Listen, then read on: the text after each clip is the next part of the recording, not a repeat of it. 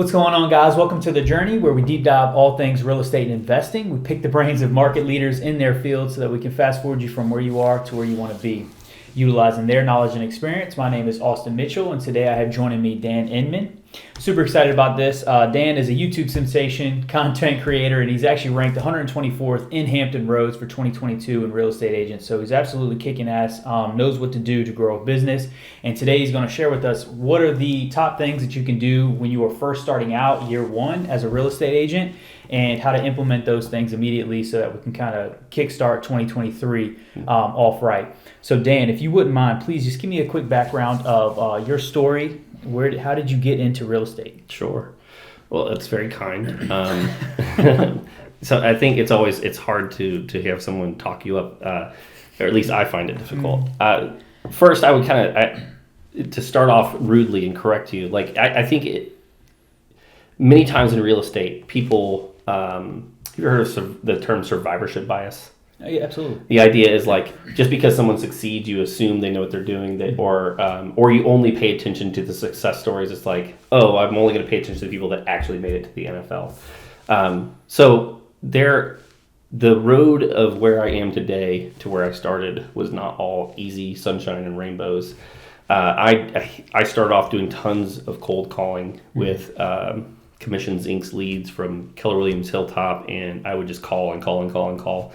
Learned very quickly that cold calling was not something I particularly was interested in, or that there's probably a better way. Mm-hmm. I think there's a lot of things that you will do when you're in pain or you're like, I got to succeed, that you'll go and you'll go do those things. Let's say someone has a bad medical report come back from their doctor and like, hey, you need to lose this weight, or you need to get these things in order, or you're not going to walk your daughter down the aisle, and you might be willing to go, oh shoot, I'm going to do 2 hours a day in the gym because I get my shit together. Mm-hmm. Can I cuss? I don't know. Absolutely, yeah. So, I think at the beginning I was like, I've just got to succeed. I remember saying something along the lines to my son, and I read a book called Leaders Eat Last by Simon Sinek, and they talked a lot about culture in that book and how to create a culture. And one of those things, the stories in there, was about like this young Marine who, in the middle of a drunken like anger stupor, was able to correct himself because a superior Marine officer said, hey, this is not how we conduct ourselves. And he, because of the image of what it meant to be a Marine officer, was so strong in his mind that he was able to overcome that moment of being drunk and angry. Mm-hmm. And so I've kind of said the same thing with my kids, like, Inmans aren't quitters. We don't cheat. We do not lie. This is who we are. And I remember thinking several times, like, I can't go home to my son and say, Daddy quit. Mm-hmm. If I told him a day after, like in swimming or whatever it is that he's doing, you don't get to quit. Inmans are not quitters. Mm-hmm. And so there's a little bit of that there. But I also go back to like the methodologies of seeking success. There are plenty of people, even today, that you can make money calling expires and FSBOs, doing online lead generation, whether it's Google pay-per-click or Facebook leads. Mm-hmm. Those are ways of getting business, but I didn't like doing them. Mm-hmm. So I ended up following a guy named Dean Jackson for a little while, and he had a saying that said something along the lines of, what if my phone only worked with incoming calls? Mm-hmm. Like, if I couldn't make outbound calls, how would I build my business? So I thought that, to me, that was fascinating. Yeah. Maybe a little bit of mixture of laziness or what we like to call an engineering efficiency. Mm-hmm. But that was kind of how I started off, was like, how do I do this? Because my first year, I think I had more deals that fell apart than I closed. Mm-hmm. I closed a total, of 4 total deals. Like, I had a guy that had a deal fall apart because he did cash for a title on his car and just didn't understand that was now a debt obligation, and it ruined his financing. Right. Things like that. And so that was a very tough first period of time. So reaching 124th, if you will, like, if I'm looking back and the question is, hey, how do you make it? Mm-hmm. It's very helpful to have savings, because you can start off in this business and you're first person that they think of using you. If you know 150 people and the average home tenure is 10 years, well, you only have 1 out of 10 friends that are going to move in that year. Mm-hmm. That's about average right now, right? I think the average tenure in Virginia Beach right now is actually 13.7 years. But we'll use 10 to make the math easy. So if you know 150 people And to be honest, if you're an introvert, probably not that many, right? And so even if you're an extrovert, the likelihood is that they know multiple agents. So out of the 150, 10-year average, 15 people in 1 year are going to move. Half of them know more than one agent. So that's 7 total deals that you potentially have the opportunity to even get if they decide to use you. And in a lot of cases, that's not enough to pay everyone's bills. So unless you have sufficient savings, unless you have a second job, unless you've got a sugar mama or a sugar daddy, unless you've got a trust fund, or you're just stupid and get in there and are willing to get into debt, it can be very challenging to get in this industry and make money. But your original question, because I don't answer any questions shortly, is how do I succeed? And I think there are really kind of there's a couple different ways to shortcut this. One is to come alongside somebody that's already succeeding. There's a couple different teams out there that have done this where it's like a salaried model where you enter into a salaried position, but you get a much smaller piece of the pie. So, hey, 5% of the deal out of a $10,000 commission is still better than nothing if you get to be part of that. The other thing is like, I don't know, would you ever go to a dentist that's only done 2 or 3 crowns a year? Would you ever go to a neurosurgeon that only does a couple? Like, you want to be part of as many deals as possible because you want to gain experience as fast as possible. And the only way you can do that sometimes is by piggybacking after somebody else. Absolutely. And so you might have to just kind of submit that ego a little bit and go, hey, who can I go train underneath? Who can I go serve a little bit? Who can I go learn from? Maybe for a portion of what I potentially could do of my own, but 100% of zero is not very much, right? It's zero. So the other thing is just realizing that you need a ton of opportunities, right? So your conversion ratio and my conversion ratio, given the same amount of leads, might be different just because I have more experience. And so you have to get as many opportunities as physically possible. And so it's either you got to increase your sphere, you got to get you have to get more leads. There's got to be a couple things. But I would encourage someone to go and find either an agent or a team that provides leads and provides mentorship. Right. Okay, so a couple things to unpack there. One, have savings and understand, kind of recalibrate what should be expected year one. So this is not a new story. Like 4, 5, 6, 7 closings on year one is completely normal. I've known success stories that did crazy their first year. I was not one of them, unfortunately.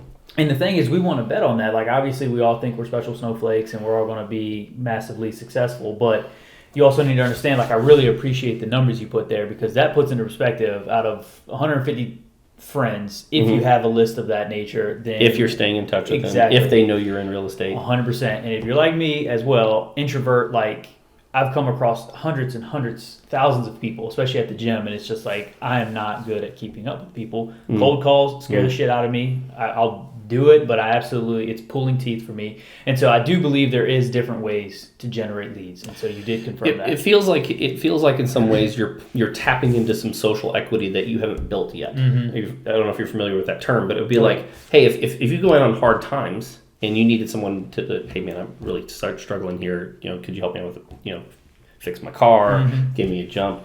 But you have a community there and people that you've poured into. Then that ask is way easy because you've poured into that community. That's, for a lot of people, that's their church community and like something that they've been pouring into for a period of time. But it almost feels like Amway. It's like, all right, call everyone you know and immediately and do an ask. And it's kind of like, dude, what are you, a sociopath? That's like, unless you're comfortable with that, that's just not how most people operate. Absolutely not. And it's tough because it comes off as sounding like an excuse and you got to do what you got to do, but I'm fully aware about, I call it emotional bank account. And so like you got to make those emotional deposits to give before you ask. And if you just come out of nowhere when you're struggling, you haven't done anything for somebody else.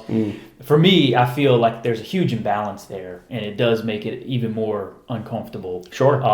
So yes, I completely agree. Like it is coming in with that cold call, asking these people that you've never really done anything for is hard. A lot of real estate coaches, and I'm in coaching now and have done coaching in the past, will tell you like, all right, well, what is sort of like going to the gym or anything? Is like, is there an argument that strength training, bodybuilding, powerlifting, like there are different arguments for different modalities of working out. But if you're trying to get strong, yoga may not be the first thing that you would point to get as strong as humanly possible. But if that's the only thing I can get you to do, then we're going to do yoga. Or if walking's the only thing we can do, are you going to get the strongest you could? No, but it's still better than nothing. So I would say that there's a similar concept in real estate. It's like, what can we get you to do? Right. What is the thing that you're comfortable? Is it like, all right, well, you don't feel comfortable doing an ask. Okay, well, go ahead and put together a client party. It doesn't have to be super expensive. It could be under $1,000. And then you do what I like to call the adopt a client. Hey, man, I'm just calling you to invite you to this. Well, Dan, we haven't bought a house with you. No problem, man. You're my adopted client. I'm just going to treat you like a client until you become one. Right. It's like a joke. Yeah. Right? But who's going to turn you down for like, hey, man, I'm just going to treat you like a client until you become one? Well, we use Susie, Q to buy our house. Well, I hope she does a better job than me following up. Right. And so, I feel comfortable saying something like that because I know that if I can do a better job, and most agents are not good at follow up, it's staying in touch with this person, I'm going to win. I'll give you a perfect example. There's a guy that we had a table very similar like this built for us. And it was a guy who I adopted a client. Right. And so he had reached out to me 2 or 3 times and said, hey, Dan, what do you think about this? What do you think about that? Do you think we should rent or sell? And right around the time that our table was going to get delivered, because I decided to have him build us a table, he comes over and he's like hanging his head like low. And I'm like, all right, obviously there's something uncomfortable here. I'm like, dude, what's going on? Are you okay? And he goes, Dan, I just feel so guilty. Like my wife wanted to use the gal that we bought the house with it was only like 3 years ago to sell the house. And I was like, dude, don't feel bad about this. Yeah. You didn't use me. But in many ways, what I did is I won. I won what I was trying to do. I did my job so well that you felt bad not to use me, even though you used somebody else who did a perfectly fine job, right? If I were to say, hey, Austin, your truck dies outside and you were going to go replace it with another truck, what's the first truck that comes to mind? Me? Yeah. Ford F-150. Okay, is there a number 2? Ford F-250 Super Duty. Okay, right. So, but there's 2 right there. If I were to ask you about cologne that you were going to buy, shoes you were going to buy, lawn service, you have a number 1 and a number 2 slot, and everything else really kind of doesn't matter. Yeah. Your job as a brand new agent is not to win every opportunity. It is to constantly provide yourself an opportunity to slide from 3 into 2, from 2 into 1. And the reality is that that's what good marketing does. Right. And part of the reason you wanted to talk today was like marketing and YouTube and that type of stuff. But that's kind of what your job is to do. Is like, how do I put myself in this position? You may not supplant number 1, but number 1 might die. Number 1 might get out of the industry. Yeah. Number 1 might move because their husband got orders somewhere. Like, and so you just have to see it as you're giving yourself the most amount of opportunities. And that's what kind of like good marketing is. Right. So, you just got to figure out back to like what program is it? Is it making the phone calls? Is it, hey, I don't feel comfortable asking people something, so I'm just going to put on 2 client events and just and turn them into clients. Is it doing like a yearly equity review? Hey, this is Austin. I've done some research on your house. I just want to kind of give you an idea of what that looks like. If it's just an email, hey, this is Austin. I did some market research. It looks like you guys bought and so, and every year I wanted to give you a review of what your equity in your house is. It looks like your interest rate is this. It doesn't look like it makes sense to refi unless you need to pull cash out, of which you would be able to pull this out. And like be their advisor, be their expert. Right. And that's a freebie, right? It's just an email with this. And then you text or call, hey, I just want to make sure you got that email. Did you have any questions? Right. Or do you know anyone else that might benefit from something like that? Yeah. That's powerful. I mean, what you said, like, honestly, I think that carries the most weight of everything. Find what you feel comfortable doing and perfect it. There are dozens and dozens and dozens of ways to get business. Absolutely. You just got to find the one you're comfortable with and do it consistently. Yeah, because, I mean, if you hate cold calls, then, like, yes, it works, but, like, are you going to wake up every day and do that? As opposed to if it's something you genuinely enjoy, you will actually lean into that, 100%. Have a gathering that is worth having, and people would enjoy that. So 100%. I think, so to answer the direct question, what should you do the very first year? Find a team or find someone you can mimic, and then find what you can comfortably consistently do. Absolutely. Yeah. Okay. Perfect. Preferably the cheap one. Yes. That equity review is free. Yeah. It's an email. Yep. Yeah. Absolutely. And then so now, as I led to before, Dan is very large on YouTube, ton of content creation, over 400 videos made, so he's got experience. And so I want to get your opinion on brand building and the importance of that in this day and age, and the things that you're doing to currently build Inman Home Services. Sure. Well, I mean, Inman Home Services is kind of my long-term play of building a larger team. Dan Inman is kind of my personal brand, if you will. So it kind of depends on which one I'm talking to, but at some point, I'm wanting Inman Home Services to be like a small elite team of like 5, 6, 7, 8, 9 agents that are all killing it within their spheres, and then maybe the YouTube channel stuff like feeds into that as well. Plus having my team, so like having a rockstar ops manager, having a rockstar TC, having a rockstar like videographer that the team has access to provides them like, well, could I go off and do the exact same thing by myself, or does it make more sense for me to stay with Dan and utilize these resources? Because as you grow as an agent, you're doing 10 deals, 20 deals, 30 deals, whatever it is by yourself. You have to decide, just like if you were a broker, like, is a 20% cut off my commission worth staying with this broker? Is a 30% for leads worth it staying with this team lead if they're feeding me leads? Well, but I get all my own business, right? And so there's a constant risk reward value proposition that you're asking yourself as an agent. So I would say so much of my brand building within, I would say more short form is around me. And then YouTube is around mostly me, but towards building a long-term team. Obviously, the pros and cons of living in Virginia Beach, the top 5 fun things to do in Virginia Beach that locals don't want you to know about, isn't necessarily Dan Inman oriented. I'm the one talking, but it can bring in someone that goes, hey, I want to use their team. Because you'll hear me say on the channel, hey, if you're looking at making a move or buy and sell, invest in real estate here in Hampton Roads, we've got a great real estate team and a great mortgage team that we use consistent. We'd love to be your real estate resource of choice. Right. All of our contact information is down in the bio, and that's it. And then I go right back into the video. Yeah. I'm calling it to the team, not necessarily just to me. Right. And that the hope is that as we move towards the future, it's, hey, I'm hoping that someone on Inman Home Services can help us out. It's not necessarily Dan, but there'll always be a little bit of both of those. Yeah, sprinkled in. I think the easiest way to understand brand is, I'll go back to Dean Jackson, and he said, buying response, activating now decisions. Buying response, activating now decisions. That's what a brand is. Toyota has their brand. Mercedes has their brand. Chick-fil-A has their brand. If I'm looking at like, hey, I want something really quick and delicious on every day but Sunday, I'm probably going to go to Chick-fil-A because they're really, really quick. They get great customer service, and they're always consistent on their food.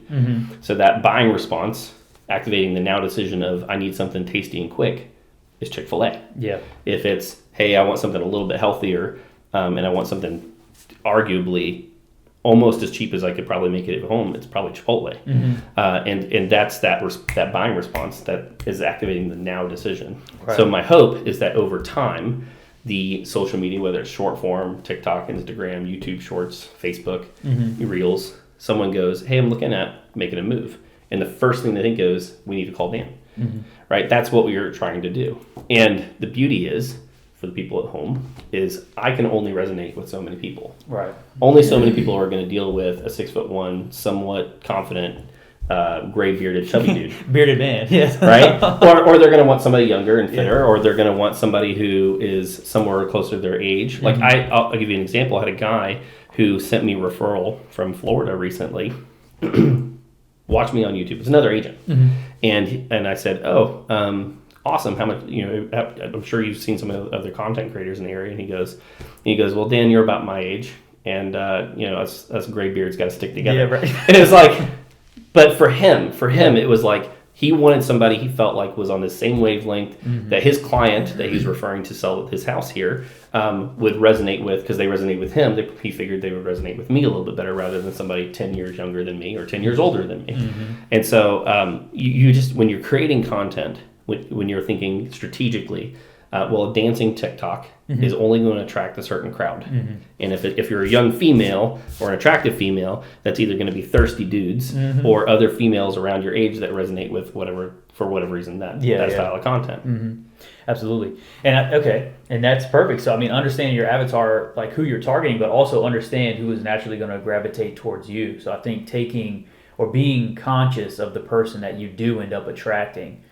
I think it's a mixture of both. Yeah. Sometimes we say things like, You know, you got to be yourself. Mm-hmm. Just you do you. And sometimes that can be actually really bad information. Mm-hmm. Because if you're a toxic asshole, you probably should change, my friend. Yes. Right? But the question becomes like, so let's say you're trying to get more into the luxury field, of which I'm not really dressed for that today. But I've had plenty of $1 million sales and luxury sales. Mm-hmm. One, no one can do you better than you. Mm-hmm. Right? If you say, my name's Austin and I do this and this is the things I do, you can't argue with that because that's true to your identity. Yeah. If you say this is the only way you should do something, well, then you start getting to a little bit of opinion. But if you're talking and you're, you know, here's what I love about Hampton Roads, here's how I enjoy Hampton Roads, here's what I do at Hampton Roads, here's my opinion of these things. Mm-hmm. No one can do Austin better than Austin. Mm-hmm. And that's one. But you also have like, all right, well, maybe there is a compelling reason. Well, where's the voice coming from? Is it from a troll from online, or is it your mom? Mm-hmm. Right? And if your mom genuinely loves you, your mom cares about you, your mom wants the best for you, and maybe your mom's saying, hey, maybe you shouldn't say fuck too many times on the podcast. Sorry, mom. And cuss a little bit less. Mm-hmm. Well, that's advice you could probably take and go, all right, maybe it's worth me implementing some change in my life to appeal to a certain crowd. That's okay. Mm-hmm. Just because if you dress like a schlump, don't take showers often enough, and never do your hair, the reality is you can only appeal to so many luxury buyers in that realm. Yeah. You know, you're not Gary Vee, and you're not like who's the guy at Apple Computers? What's his name? Steve Jobs. Yeah. You're not that guy, No. right? You're not Mark Zuckerberg. So until you're there, you don't get to dress like that. Yeah. And so didn't earn it. yeah, but at the same time, as you're making those changes, right? Well, he's being inauthentic. She's being authentic. Okay, well, that's also kind of bullshit. When do you become a tennis player? Is it the first time you watch a tennis match? Is it the first time you buy a racket? Is it the first time you take your first lesson, your first match, your first win? When do you become a tennis player? And are you a total fraud until you win Wimbledon? I would say no. So the same thing with if you were like, hey, I'm going to go from not having facial hair to having facial hair. If I'm going to go from being overweight to being fit. If I'm going to go from working in primarily $200,000 to $300,000 sales to $500,000, $600,000, $800,000 sales. When do you become that thing? It takes time, and it's okay to go ask yourself the question: what do I need to change to potentially appeal to that crowd? Right. Staging is a really good example of this. Why do we stage properties? Why do we paint them neutral colors? See what it could be. Well, we're also trying to appeal to who? The largest amount possible. Right. If I go in here and I change it to Spanish style with pinks and mauves and Spanish style colors, there's only so many people within Hampton Roads that are moving here that are going to go, that's for me. Right. But the reason they have staging and preferred colors and the color of the season is they got to go, well, this appeals to 85% of the market. Absolutely. And so I don't think there's anything wrong with asking yourself the occasional question of, what do I need to change about myself to appeal to the ideal client that I want to go after? Right. Absolutely. Okay. So I'm tracking that. All right. And so kind of continue to go down that road. Is brand building the main thing that you are focused on right now, or what is the main thing you're focused on to build your business, or are they the same? Yeah, good question. I think for me individually, it's more of that. I'm trying to ask myself a little bit of that same question of what do I need to change? I was getting ready this morning, walking out the door. I was like, all right, do I just wear my hoodie and my beanie on the way out the door? Because I'm meeting a client here in about 45 minutes to go show a house. Now, granted, it's a $450,000 purchase. They found me on social media, and a lot of what I wear on social media is beanies and sweatshirts and that type of thing. So I was like, all right, it's not, if I don't show up with dressed up, it's not going to be a huge deal because what they come to expect is what I'm going to show up as. But if this was a referral to a $2 million seller or buyer, and I've never met them, and it was from a friend of a friend, I might change a little bit because I don't want to show up and they go, who the fuck is this this man. Right? So it kind of depends a little bit there. So I bring it back to the reason I have done a ton of social media short form content is specifically for that. I think short form, even more than long form, has a tendency to build up your personal brand better than anything else. Okay. Right? One of the guys I met on Instagram and I'm working with, they are looking at moving here from Alexandria, and they initially were in kind of the 4, 5, 6 range. Yeah. And they're like, well, how about we look at something at the 250 to 350 range, like a 2-bedroom condo, because we really want to narrow down. We're from Norfolk originally. We're kind of looking at in the next 3 to 5 years buying like a 1.5 to 2.5 property, but we really want to narrow that down, and we just don't want to feel pressure to do that now. So how about we get something temporarily, maybe something that is dated, we can update it, maybe build a little sweat equity in for the time being. They chose me simply from Instagram. Right. And a green screen thing, right? Have you ever seen the green screen? Yeah. Right, you pick an article, like this, the one they reached out on was me going, hey, here's this property in Virginia Beach. It looks to me like it has the most amount of upside, because if you look at the pricing in this comp and this comp, it looks like it potentially is underpriced. Here's this picture and this picture. Here's what I think you could do. What do you think about this place? Do you agree with me or disagree with me? Yeah. Right? And it was me in like a hoodie over doing a cheap green screen over it. All it took was my iPhone, nothing more. And then what was interesting is that post had been out for 2.5 weeks. Yeah. They reached out after watching my content for another 2.5 weeks. And then they were like, this is my dude. He knows it. Right? Yeah. So, and that's just the beauty of social media is your brain, it's not like you're kind of sitting there going, qualifying, like, how does he dress for the next 2 weeks? Or, what does he use this word or that word? Yeah. Your brain kind of does this already. When you had settled on Ford for a variety of reasons throughout your life. And that's kind of what social media does is it is either pushing someone away from you or towards you over time. Right. And I just think, for me, I think that is a really powerful tool. Absolutely.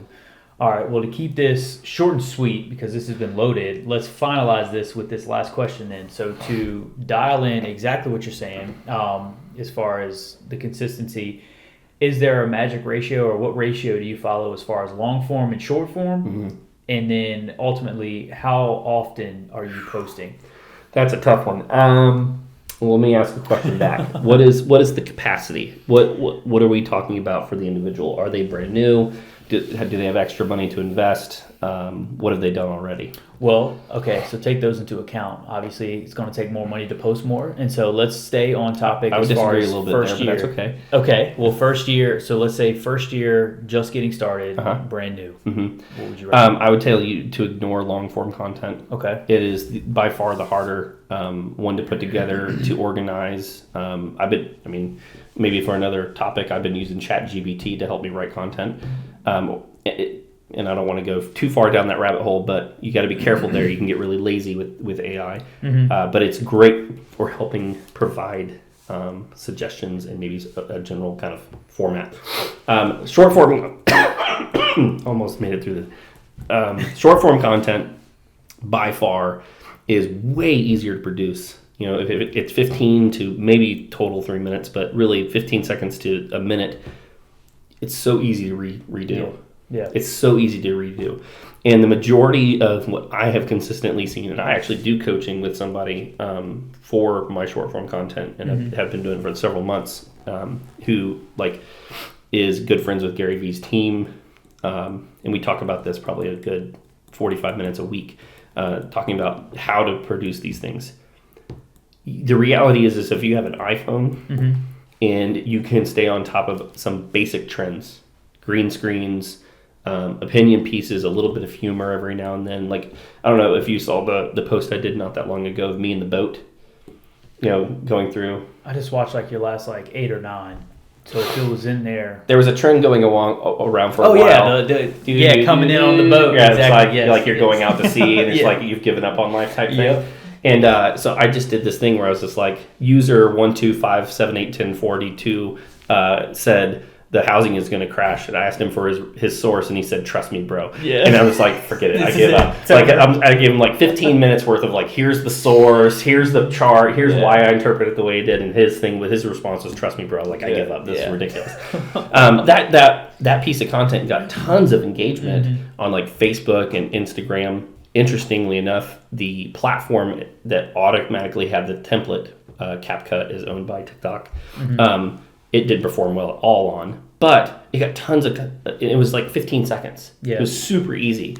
CapCut had the thing. All I had to do was take a picture of me going like this, and then it automatically put it in the boat. It automatically did the music and posted it up for you. Oh, easy.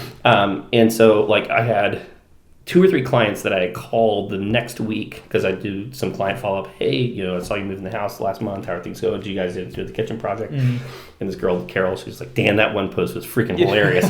Right. And so like, but I didn't know, she didn't like it. She didn't share it. She didn't engage with it at all. I didn't know that she had seen it until she told me. And so it's just fascinating how that little 15-second piece of content continued to affirm her. Dan's my guy. Like, dude, he's hilarious. Right. And so, and it had nothing to do with like days on market, nothing to do with list ratio to price ratio, any of that. It just had to do with a little bit of humor. Absolutely. And so I think if, going back to your original question is, what can I do? I'm in year 1. I want to do social media. One, you should do a little bit of research. Go into TikTok and Instagram, type in real estate, see what's trending, see what's going through there. And then just be yourself. And the beauty of this is if you screw up, you can actually go and re-record it super duper easy. Right. And there's tons of templates. Like if you're looking on my content, you'll see some of these posts where it's very polished, very pretty, but I film on a Sony camera. Yeah. And I have somebody in the room that's taking care of that for me. And I have an editor. It doesn't have to be that polished for it to work. Right. Some of the stuff that's most popped off has been my least polished work. Yeah. But my vanity won't let me, only produce that content. That's part of the brand. Right? Yeah. Okay, cool. So does that kind of give do it as often as you can, and don't get too caught up on the details. Like frequency. You want frequency. All right. If I was to prescribe for you at home, because I was talking to my brother a little bit about this too, and how often he could do it, I say you need to do it at least 3 days a week. Preferably, if you could, once a day. And I know that sounds crazy overwhelming, but you got to think 15 seconds, 45 seconds worth of content. You've got 24 hours in one day. You can figure it out. Trust me. The problem is that with organic reach, you had said that you went back and looked through my post. I think you and I are friends on Instagram, right? Yes, sir. All right. How often do you actually organically see my stuff? Probably not very common. I'm not the best on Instagram. That's okay. Honestly, yeah. So, but let's say let me ask this question. How often do you get on Instagram?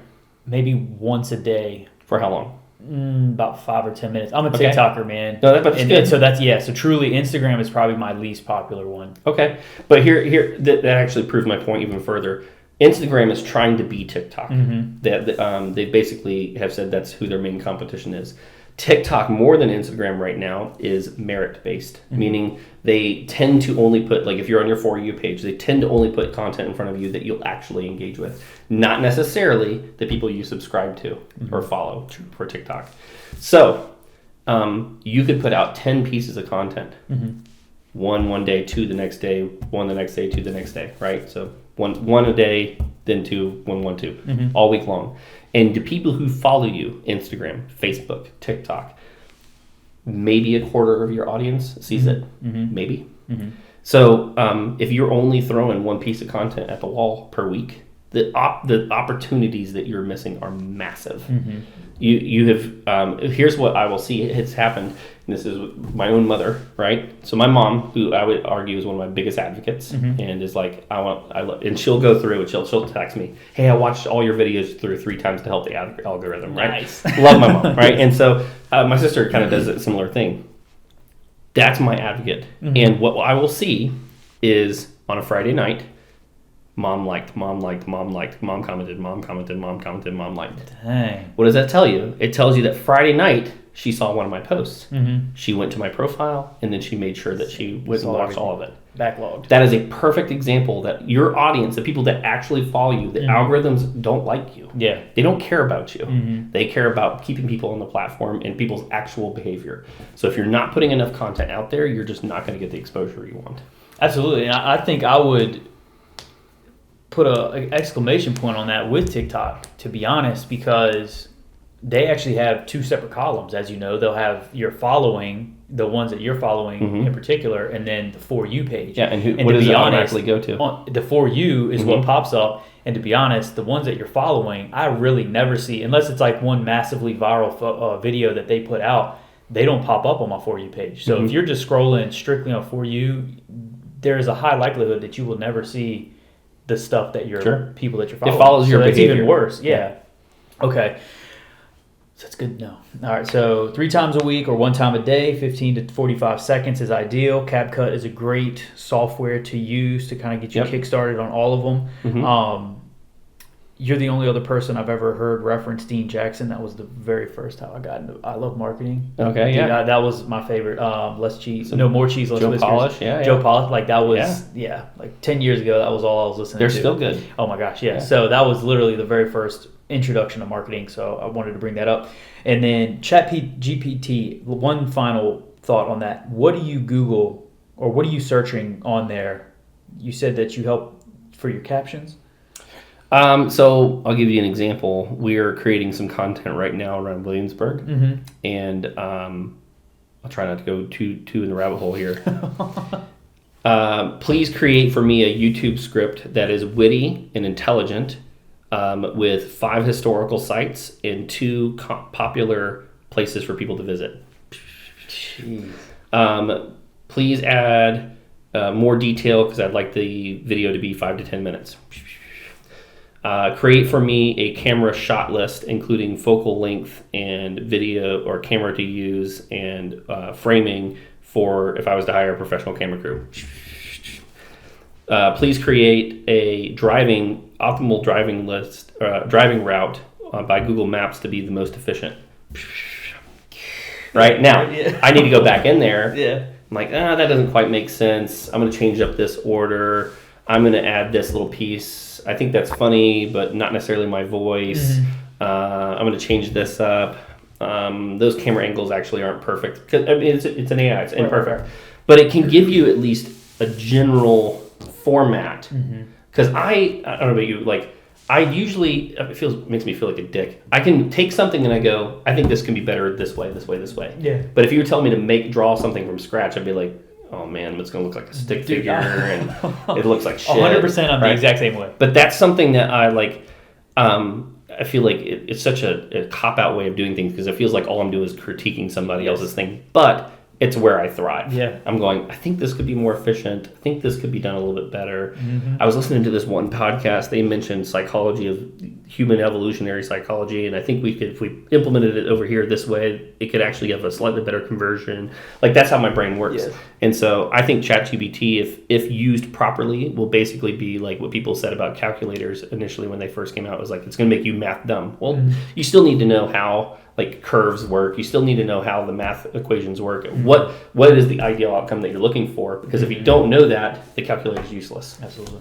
Yeah, and gosh, man, we are really getting long out of the topic here. But like with that specifically, I feel the exact same way about the ChatGPT. Everybody's saying that it's going to take over the world and blah blah blah. But I don't feel like you can truly replace service-based businesses. Like anything that requires service-based, like even coaches. Like nobody's going to get up and go to the gym because they just saw a workout written by ChatGPT. So anyway, that's a rabbit hole. I think we yes. Let's not do that. So to close this out, if anybody wanted to get into content creation or chat to you about real estate in general, how could they get in contact with you? Well, we have extremely high ranking on Google Organic, so we have tons of 5-star reviews there. Only several of them are from my family members, i.e. my wife and my mom. Yeah. But the majority of those are, the good majority of those are actual clients. So if you want to see what our clients actually have to say about us, you can look us up on Google, Inman Home Services there in Norfolk. You can find us on Instagram. You can find us on TikTok. You can find us on YouTube, any one of those. Perfect. Dan Inman, Inman Home Services, I'm sure you'll find us. Yeah, okay. And then we'll go ahead and put those links in the description as well. And and if y'all want to get in contact with me, raisingcapitalrealty.com has all the links, applications to be on the show. Anything you'll need there, just go to that website and we'll get you taken care of. But Dan, I do truly appreciate all of your knowledge, and this has been exciting. We'll have to do a follow-up with all the other... we can talk about it. Dude, honestly, we could have gone for another hour, to be honest. But anyway, I appreciate it, and we'll talk to y'all soon. Bye.